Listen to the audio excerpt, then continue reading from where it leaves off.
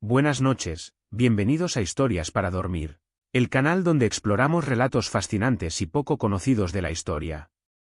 Esta noche vamos a adentrarnos en uno de los momentos más dramáticos y desesperantes que podía vivir una familia medieval, cuando una mujer enfrentaba un parto complicado.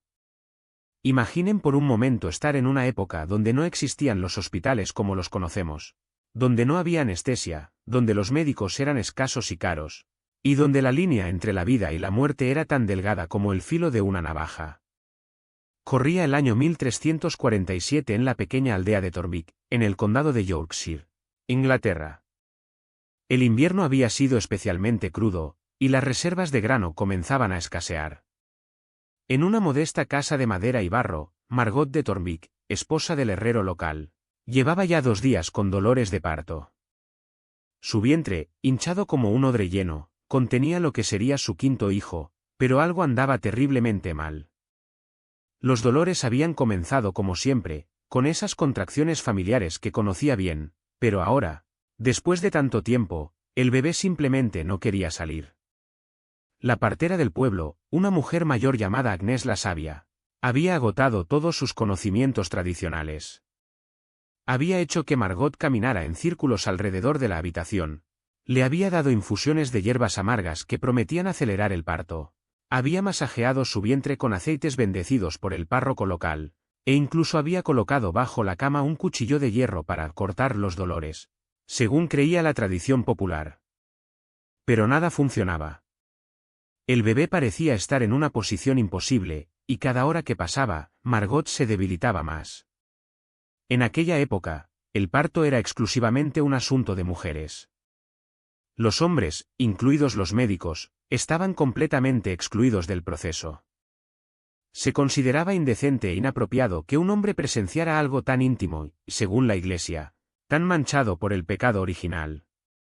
Las parteras eran las únicas expertas reconocidas, y su conocimiento se transmitía de madre a hija, de maestra a aprendiz, a través de generaciones de experiencia práctica mezclada con supersticiones ancestrales. Agnès había aprendido su oficio de su propia madre, quien a su vez lo había heredado de la suya. Sabía que cuando un parto se complicaba, tenía a su disposición un arsenal limitado pero variado de remedios. Primero estaban las hierbas, el cornezuelo de centeno para intensificar las contracciones, aunque en dosis incorrectas podía ser mortal, la artemisa para facilitar la expulsión, la ruda para casos desesperados, aunque también era conocida por provocar abortos.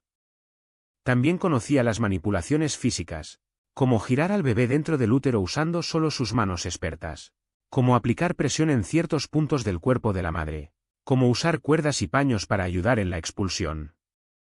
Pero cuando todo lo anterior fallaba, Agnès sabía que tenía que recurrir a métodos más drásticos y peligrosos. En su bolsa de cuero gastado llevaba instrumentos que hoy nos parecerían instrumentos de tortura, ganchos de metal para extraer bebés muertos, cuchillos curvos para realizar cesáreas post-mortem, y tenazas primitivas que más a menudo causaban daño que ayuda. Estos instrumentos se usaban solo en casos extremos, cuando la vida de la madre ya estaba perdida y se trataba de salvar al menos al bebé, o cuando el bebé había muerto y había que extraerlo para salvar a la madre. Mientras Agnès reflexionaba sobre sus opciones, la familia de Margot se había reunido en la habitación contigua. Su esposo, Thomas el herrero, caminaba nerviosamente de un lado a otro, sus manos callosas apretadas en puños. Sus otros 4 hijos, que iban de los 3 a los 12 años, habían sido enviados a casa de los vecinos, pero el mayor, Edmund, había regresado en secreto y escuchaba desde el exterior de la casa los gemidos cada vez más débiles de su madre. La hermana de Margot, Isabella, había llegado desde la aldea vecina tan pronto como recibió la noticia, y ahora ayudaba a Agnès sosteniendo paños limpios y manteniendo el fuego encendido para calentar agua. En aquellos tiempos, la mortalidad materna era devastadoramente alta. Se estima que entre el 10 y el 20% de las mujeres morían durante el parto o poco después. Para ponerlo en perspectiva, esto significaba que en cada aldea, prácticamente todas las familias habían perdido a una madre, hermana, hija o esposa durante el parto. Era una realidad tan común que las mujeres escribían sus testamentos antes de dar a luz. Y era habitual que los hombres se casaran varias veces, no por divorcio, sino porque sus esposas morían en el parto. La Iglesia medieval tenía una visión muy particular sobre el parto y el sufrimiento femenino. Según la doctrina cristiana de la época, los dolores del parto eran el castigo divino por el pecado original de Eva. En el Génesis se lee: multiplicaré en gran manera los dolores en tus preñeces, con dolor darás a luz los hijos. Por tanto, el sufrimiento durante el parto no solo era inevitable, sino que era moralmente necesario. Algunas corrientes más extremas incluso consideraban que aliviar demasiado el dolor del parto era interferir con la voluntad divina. Sin embargo, esto no significaba que la Iglesia fuera completamente pasiva ante los partos complicados. Los sacerdotes tenían un papel crucial que desempeñar. Cuando un parto se complicaba peligrosamente, se llamaba inmediatamente al párroco local. Su primera responsabilidad era administrar los últimos sacramentos a la madre moribunda, la confesión, para limpiar su alma de pecados, la comunión, para fortalecer su espíritu, y la extremaunción, para prepararla para el encuentro con Dios. Pero el papel del sacerdote no terminaba ahí. Si el bebé moría durante el parto, existía la terrible preocupación de que su alma se perdiera para siempre, ya que no había sido bautizado. Esto llevó al desarrollo de prácticas desesperadas y a menudo grotescas. Los sacerdotes llevaban consigo pequeños embudos de metal que podían insertar en el útero de la madre para verter agua bendita sobre la cabeza del bebé nonato, realizando así un bautismo in útero. Si el bebé había muerto pero aún estaba dentro del útero, algunos sacerdotes llegaban al extremo de bautizar partes del cuerpo que fueran visibles, como una mano o un pie que asomara durante un parto de nalgas. En casos extremos, cuando la madre había muerto pero existía la posibilidad de que el bebé aún viviera, se realizaba la cesárea post-mortem. Esta operación, que debe su nombre a Julio César, quien supuestamente nació de esta manera, era realizada no por médicos, sino por barberos, carniceros, o cualquier persona en la comunidad que tuviera experiencia cortando carne. El objetivo era extraer al bebé lo más rápidamente posible después de la muerte de la madre, con la esperanza de salvarlo y bautizarlo antes de que también muriera. Volviendo a nuestra historia, Agnès se enfrentaba ahora a una decisión terrible. Margot había estado en trabajo de parto durante casi 3 días, y sus fuerzas se desvanecían rápidamente. Su pulso era débil, su respiración entrecortada, y había comenzado a delirar, hablando con personas que no estaban allí y murmurando oraciones incoherentes. El bebé, por lo que Agnès podía determinar a través de sus exámenes manuales, estaba vivo pero en una posición imposible, probablemente atravesado en el útero. Agnès sabía que tenía 3 opciones, todas ellas terribles. La primera era continuar esperando y rezando, con la esperanza de que la naturaleza siguiera su curso, pero esto probablemente resultaría en la muerte tanto de la madre como del bebé. La segunda era intentar una versión interna, es decir, meter su mano en el útero e intentar girar al bebé a una posición viable para el nacimiento. Esta maniobra era extremadamente peligrosa y dolorosa, y a menudo causaba desgarros internos masivos que llevaban a hemorragias fatales.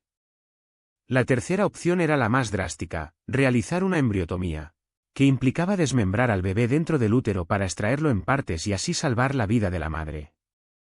La embriotomía era uno de los procedimientos más horribles de la medicina medieval, pero a veces era la única manera de salvar la vida de la madre. Se realizaba usando instrumentos especiales, ganchos afilados para perforar el cráneo del bebé y drenar el líquido cerebral para reducir el tamaño de la cabeza, cuchillos curvos para separar las extremidades, y tenazas para extraer los fragmentos. Todo esto se hacía sin anestesia, con la madre consciente y sufriendo un dolor inimaginable. Agnès había realizado este procedimiento solo una vez antes en su larga carrera, 20 años atrás, y la experiencia la había marcado profundamente. La madre había sobrevivido físicamente, pero nunca se había recuperado mentalmente del trauma. Se había vuelto una mujer rota, que pasaba sus días mirando al vacío y susurrando el nombre del hijo que nunca conoció. Su esposo, incapaz de lidiar con su estado mental, la había enviado a un convento donde pasó el resto de sus días en silencio y oración. Mientras Agnès contemplaba estas opciones terribles, Isabella sugirió que tal vez deberían llamar a un médico. En las ciudades más grandes, había médicos universitarios que habían estudiado los textos clásicos de medicina, principalmente las obras de Galeno y Hipócrates, traducidas del árabe. Estos médicos tenían un conocimiento teórico más amplio que las parteras, pero irónicamente, tenían menos experiencia práctica con partos, ya que les estaba prohibido asistir a ellos. Los médicos medievales basaban su práctica en la teoría de los 4 humores: sangre, flema, bilis amarilla y bilis negra. Según esta teoría, todas las enfermedades eran causadas por un desequilibrio entre estos humores, y el tratamiento consistía en restaurar el equilibrio a través de sangrías, purgas, vómitos y la aplicación de sustancias calientes o frías según fuera necesario. Para los partos complicados, los médicos a menudo prescribían sangrías para aliviar la presión, o purgantes para limpiar el sistema, tratamientos que más a menudo debilitaban a la paciente que la ayudaban. Sin embargo, había un médico en la ciudad de York, a 2 días de viaje de Tormig, que tenía una reputación especial. Se llamaba Maestro Guillaume de Montpellier, y había estudiado no solo en París sino también en las escuelas médicas de Salerno, en Italia, donde había tenido acceso a textos médicos árabes más avanzados. Guillaume había desarrollado técnicas quirúrgicas que eran consideradas revolucionarias para su época, y se rumoreaba que había salvado vidas que otros consideraban perdidas. Pero Guillaume cobraba una fortuna por sus servicios, y el viaje a York en pleno invierno era peligroso. Además, existía la posibilidad muy real de que Margot muriera antes de que él pudiera llegar.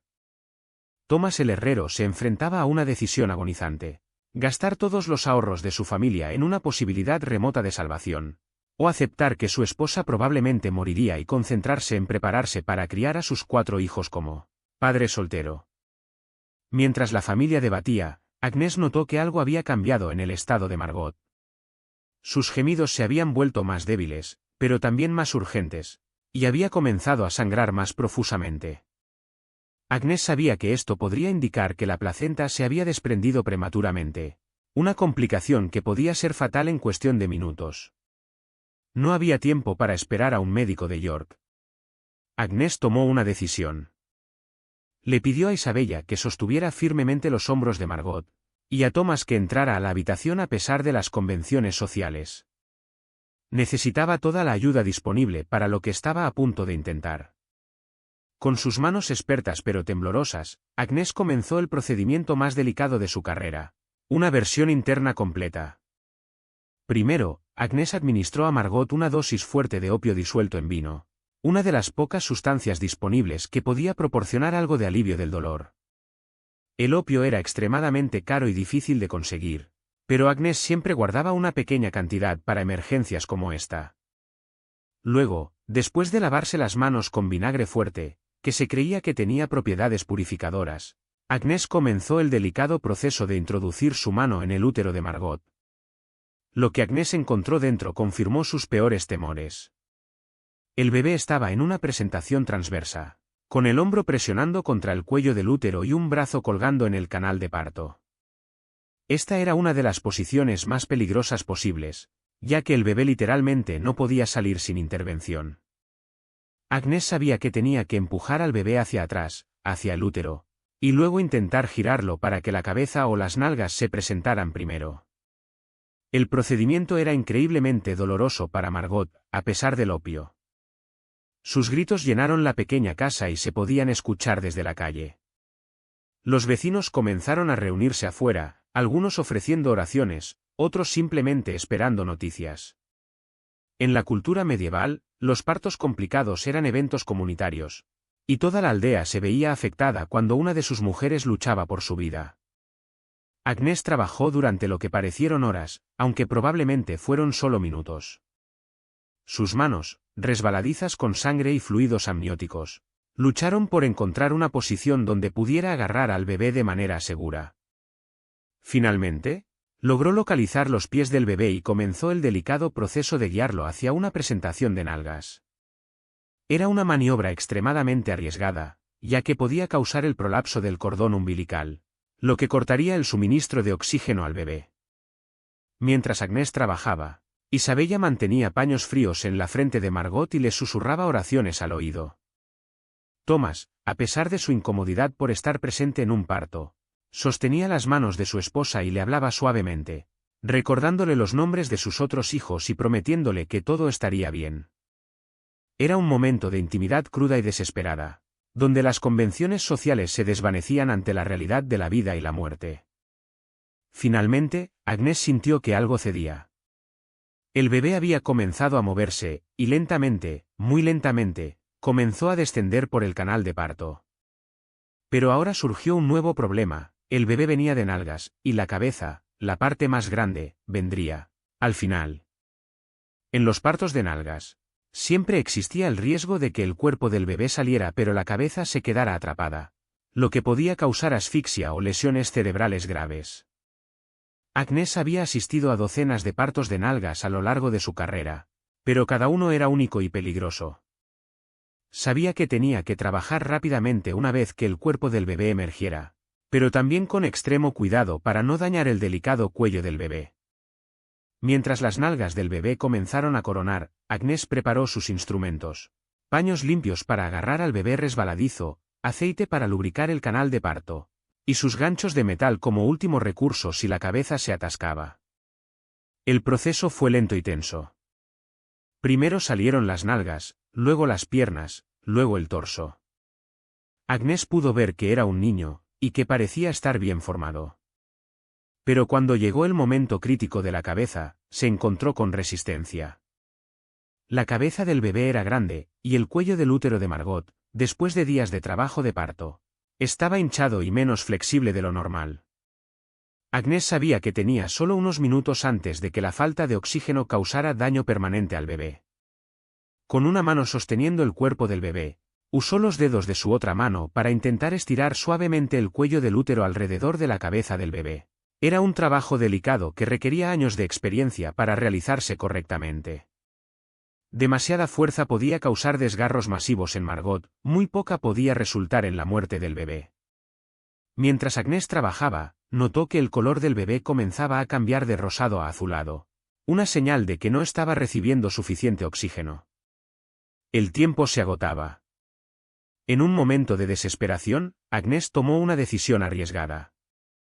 Usando sus dedos como tijeras, hizo pequeños cortes en el tejido que rodeaba la cabeza del bebé, creando más espacio para que pasara. Era una técnica peligrosa que podía causar hemorragias severas, pero era la única opción que quedaba. Finalmente, con un último esfuerzo coordinado entre Agnès tirando y Margot empujando con las pocas fuerzas que le quedaban, la cabeza del bebé emergió. El niño estaba azul y no respiraba, pero Agnès sabía qué hacer. Inmediatamente limpió la mucosidad de su boca y nariz con un paño, luego le dio palmadas suaves pero firmes en la espalda. Durante unos segundos terribles, no pasó nada. Luego, el bebé emitió un llanto débil pero claro, y su color comenzó a cambiar de azul a rosado. Pero la crisis no había terminado. Margot había perdido mucha sangre durante el parto, y Agnès podía ver que continuaba sangrando más de lo normal. En la medicina medieval, las hemorragias postparto eran una de las principales causas de muerte materna. Agnès sabía que tenía que actuar rápidamente para controlar el sangrado, o perdería a Margot a pesar de haber salvado al bebé. Agnès aplicó presión directa sobre el útero de Margot, masajeándolo para ayudar a que se contrajera y cerrara los vasos sanguíneos abiertos. También le dio a beber una infusión concentrada de ergot, un hongo que crecía en el centeno y que tenía propiedades que ayudaban a contraer el útero. El ergot era peligroso en dosis altas, ya que podía causar gangrena en las extremidades, pero en la dosis correcta era uno de los pocos tratamientos efectivos para las hemorragias postparto. Mientras Agnès trabajaba para salvar a Margot, Isabella se había hecho cargo del bebé. Lo había envuelto en paños calientes y lo mantenía cerca del fuego para mantener su temperatura corporal. El niño era pequeño, probablemente prematuro, pero parecía estar respirando bien y tenía un llanto fuerte. Isabella, que había tenido 5 hijos propios, sabía que los primeros minutos y horas después del nacimiento eran críticos, especialmente para un bebé que había tenido un parto tan traumático. Thomas, mientras tanto, había salido a buscar al párroco local, el padre Benedict. En aquellos tiempos, era crucial que un bebé fuera bautizado lo más pronto posible después del nacimiento, especialmente si había habido complicaciones durante el parto. La creencia era que si el bebé moría sin bautizar, su alma estaría condenada al limbo por toda la eternidad, un destino que ningún padre cristiano podía contemplar. El padre Benedict llegó rápidamente, llevando consigo los elementos necesarios para el bautismo, agua bendita, sal consagrada, y los santos óleos. Pero cuando vio la escena en la casa del herrero, su primera preocupación fue por Margot, que yacía pálida y débil en la cama, aún sangrando a pesar de los esfuerzos de Agnès. El sacerdote sabía que podría necesitar administrar los últimos sacramentos, y quería estar preparado. Sin embargo, Agnès había logrado controlar gradualmente la hemorragia. La combinación de masaje uterino, ergot, y presión directa había funcionado, y el sangrado se había reducido a un goteo manejable. Margot estaba extremadamente débil y había perdido mucha sangre, pero parecía que sobreviviría. Agnès sabía que las próximas horas serían críticas, ya que las infecciones postparto eran comunes y a menudo fatales, pero por el momento, tanto la madre como el bebé estaban vivos. El padre Benedict procedió, entonces, con el bautismo del bebé. En una ceremonia simple pero solemne, vertió agua bendita sobre la cabeza del niño mientras pronunciaba las palabras rituales: «Yo te bautizo en el nombre del Padre, y del Hijo, y del Espíritu Santo». El bebé fue nombrado William, en honor al santo patrón de los herreros, y oficialmente se convirtió en un miembro de la comunidad cristiana. Los días siguientes fueron una mezcla de esperanza y ansiedad. Margot desarrolló fiebre, como era común después de partos complicados, pero Agnès la trató con infusiones de hierbas antipirética y compresas frías. El bebé William, a pesar de su tamaño pequeño, demostró ser un luchador, alimentándose bien del pecho de su madre y ganando peso gradualmente.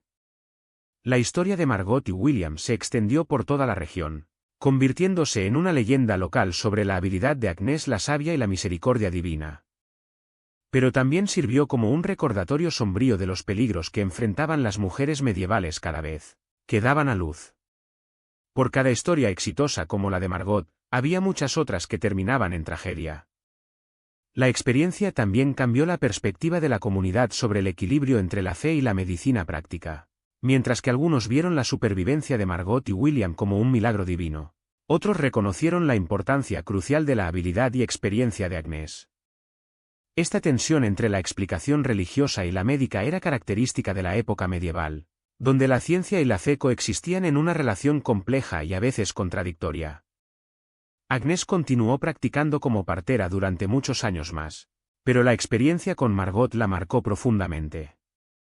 Comenzó a documentar sus técnicas y observaciones, creando uno de los primeros manuales de obstetricia escritos por una mujer en Inglaterra. Aunque este manuscrito se perdió durante la Reforma, su influencia se puede rastrear a través de las técnicas que enseñó a sus aprendices, algunas de las cuales se mantuvieron en uso durante siglos. La historia de Margot también ilustra cómo las mujeres medievales desarrollaron redes de apoyo sofisticadas para enfrentar los peligros del parto. La presencia de Isabella, la participación de los vecinos, y la coordinación con las autoridades religiosas muestran que, aunque la medicina formal era limitada, existía un sistema de cuidado comunitario que a menudo marcaba la diferencia entre la vida y la muerte. Años más tarde, cuando William creció y se convirtió en un joven fuerte, a menudo escuchaba la historia de su nacimiento dramático. Su madre Margot vivió hasta una edad avanzada para los estándares medievales, teniendo incluso 2 hijos más después de William, aunque nunca olvidó la experiencia que casi le cuesta la vida. Agnès la sabia se convirtió en una figura casi mítica en la región, y las mujeres embarazadas viajaban desde aldeas lejanas para estar bajo su cuidado durante el parto. Esta historia nos recuerda que, aunque la medicina medieval puede parecernos primitiva y supersticiosa desde nuestra perspectiva moderna, las personas de esa época enfrentaban los mismos desafíos fundamentales de vida y muerte que enfrentamos hoy. La diferencia radica en las herramientas y conocimientos disponibles, pero la dedicación, el coraje y la compasión humana han sido constantes a lo largo de la historia. En las manos expertas de parteras como Agnès, en el amor desesperado de familias como la de Thomas y Margot, y en la solidaridad de comunidades como Tornvik, podemos ver reflejados los mismos valores que valoramos hoy: la santidad de la vida, la importancia del cuidado experto, y el poder del apoyo comunitario en los momentos más difíciles. Y así, en una pequeña aldea inglesa del siglo XIV, la ciencia y la fe trabajaron juntas para traer una nueva vida al mundo, recordándonos que la historia de la medicina es también la historia de la humanidad en su lucha eterna contra la mortalidad y el sufrimiento.